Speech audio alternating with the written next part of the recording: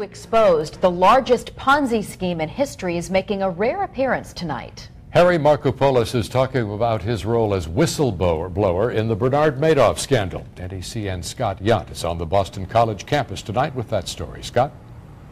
Well, RD and Beth, he's a kind of a reluctant shining knight in armor. Lots of people, however, wish that the government had listened to the warnings that Harry Markopolos was giving them about Bernie Madoff a lot sooner. They said the SEC roars like a lion and bites like a flea. I would never give the SEC that much credit. In the financial world, he's a kind of geeky hero. Yet Harry Markopolos shuns the worldwide fame he's garnered by blowing the whistle on Bernie Madoff and the largest Ponzi scheme in the world. And unfortunately, we were the only thing standing between Madoff and his victims because you had an SEC that was non-functional. Markopolos spoke at the Center for Asset Management's annual conference at Boston College. He and his team began their inquiry into Madoff in 1999. Markopolos was asked to try to reverse engineer Madoff's investments so that their Boston-based firm could duplicate his results.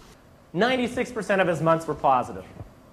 That's equivalent to a Major League Baseball player hitting .960 a year. You saw that in Major League Baseball. Would you suspect cheating just maybe, given what we know about Major League Baseball?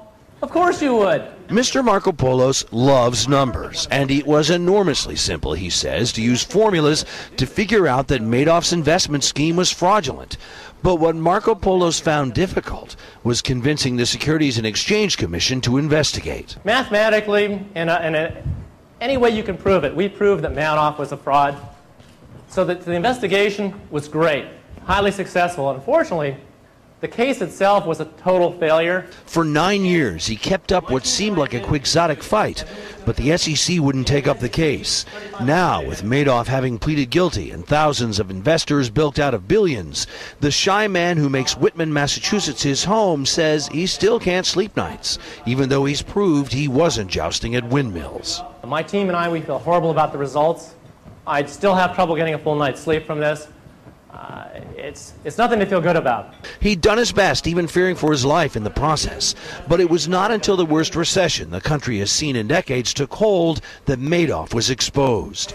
Today, Markopolos still shuns the cameras and fame. He testified before Congress, but politely told legislators he did not want to work for the government as an investigator. But Congressman Capuano was very, very adamant about him coming to work for the SEC and asked him if he'd consider coming in another 2 years. Harry said, I don't think so. RD? Scott, part of this story, the background here, is that Mr. Markopolos submitted memos to the SEC several times and never heard back from them. Has he heard anything from the SEC? Well, he told me that during his time testimony, when he was testifying in Congress, he testified before executives from the SEC who had nothing to say to him. He says basically that the Boston office and the New York office kind of have a rivalry like the Yankees and the Red Sox, and the problem was the New York office didn't want to hear from him or anyone from Boston.